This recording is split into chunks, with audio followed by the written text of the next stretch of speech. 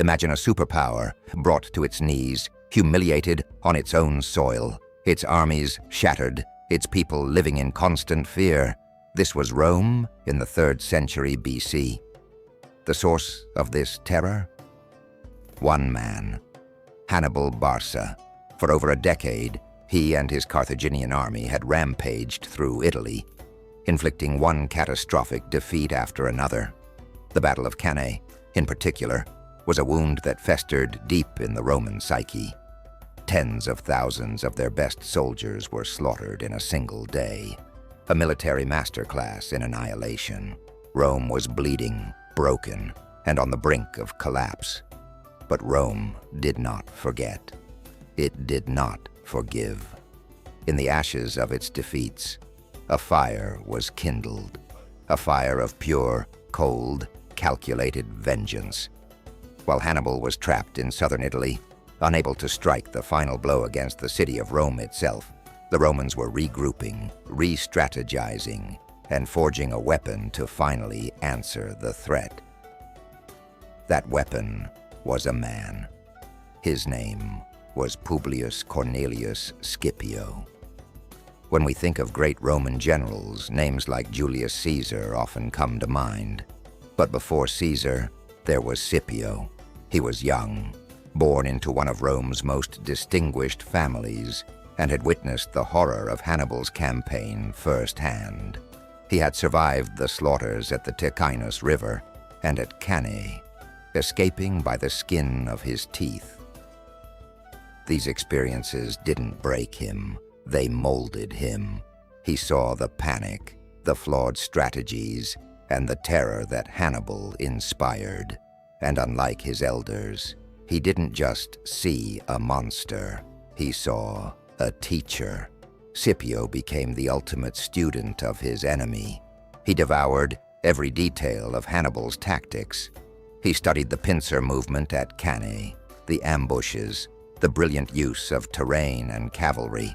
He analyzed Hannibal's psychology, his audacity, his ability to inspire unwavering loyalty in his diverse mercenary army. While other Romans saw only a barbarian genius, Scipio saw a methodology, a system that could be understood, copied, and ultimately turned against its creator. He was a new breed of Roman general, not just a brute who relied on the strength of the legions, but a brilliant strategist, as cunning and adaptable as Hannibal himself. And he was utterly merciless. Scipio's rise was meteoric. Given command in Spain, he did the unthinkable. Instead of getting bogged down in endless skirmishes, he launched a surprise attack on the heart of Carthaginian power there, the city of New Carthage. He took the city in a single day, using tactics that were daring and unconventional, tactics that smacked of Hannibal himself. He won over local tribes, not just through force, but through diplomacy and a charismatic display of Roman mercy, a calculated move to strip Hannibal's allies away. He was building his own legend, battle by battle, victory by victory. He was honing his skills, perfecting his army, and preparing them for the ultimate confrontation. The Roman Senate was wary. This young general was too bold, too popular, too un-Roman. His proposal to take the war directly to Carthage, to invade Africa itself, was seen as reckless madness. You don't fight Hannibal in Africa, they argued. You fight him here in Italy. But Scipio, with the overwhelming support of the people, got his way. He sailed for Africa, knowing it was the only way to force Hannibal out of Italy. He was turning the tables, forcing his idol to fight on his terms, on his home ground.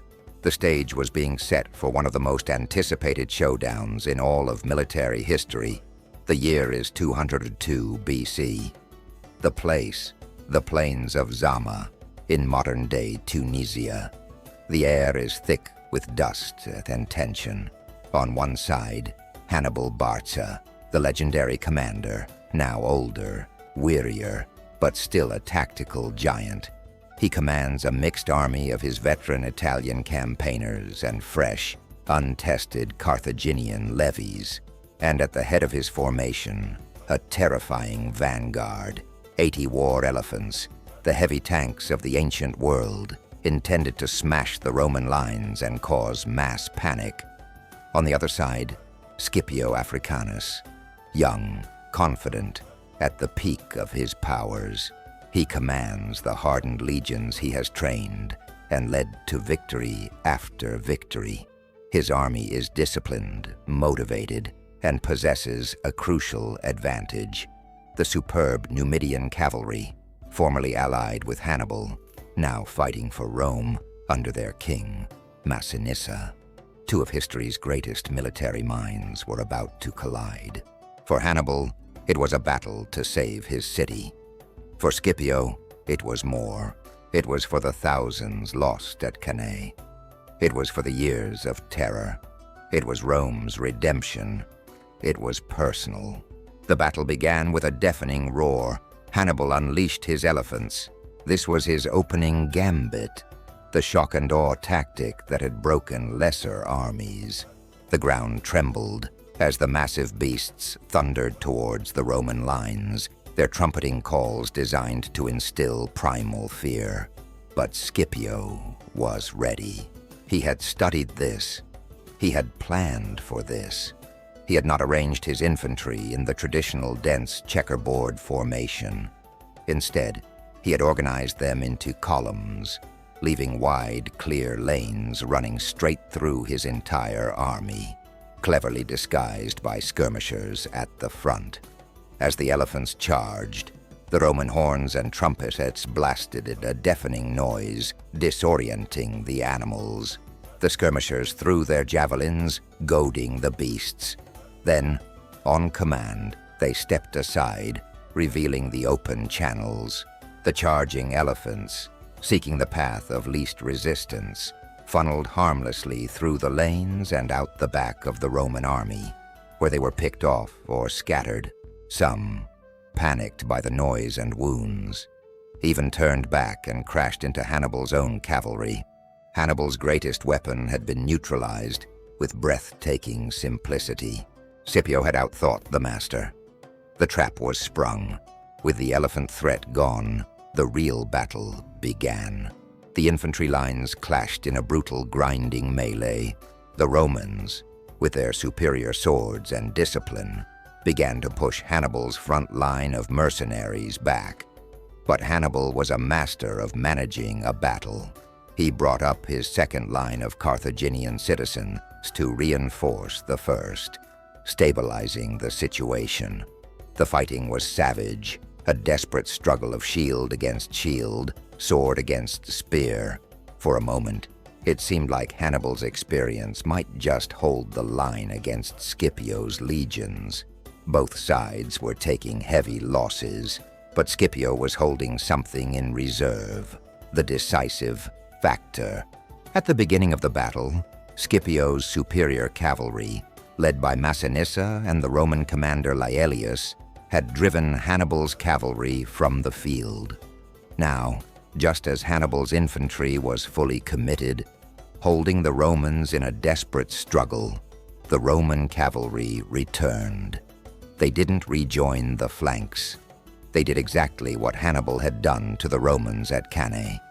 They smashed into the rear of Hannibal's army. The Carthaginians were now trapped, attacked from the front by Scipio's infantry and from behind by his cavalry. The pincer closed. The trap was complete. It was Cannae in reverse, a perfect poetic execution of Hannibal's own signature strategy. The Carthaginian line, which had fought so bravely, shattered. The fighting devolved into a massacre. The aftermath at Zama was a scene of total Roman triumph.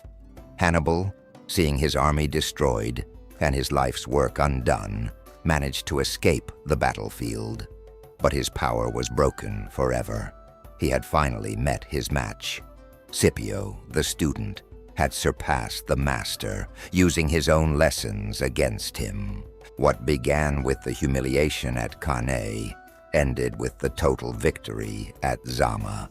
The Punic Wars would soon be over, and Rome would be the undisputed master of the Mediterranean.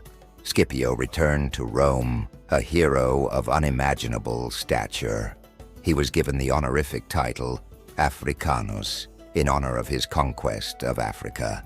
He had not just won a battle, he had saved the Republic, avenged its honor, and secured its future as an empire. This wasn't just a military victory, it was a psychological one. Rome had faced its greatest fear, stared into the abyss, and emerged stronger than ever. The story of Scipio and Hannibal is more than just a clash of empires. It is a timeless tale of rivalry, of learning from your enemy, and of how a nation, forged in the fires of near annihilation, can rise to claim its destiny.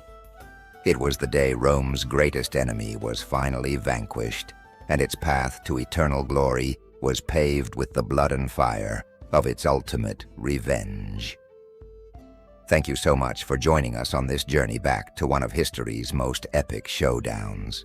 If you enjoyed this story of strategy, revenge, and redemption, please hit that like button and subscribe to our channel for more deep dives into the greatest stories history has to offer. Let us know in the comments what other historical rivalries you'd like to see us cover. We appreciate your support more than you know. Until next time, stay curious.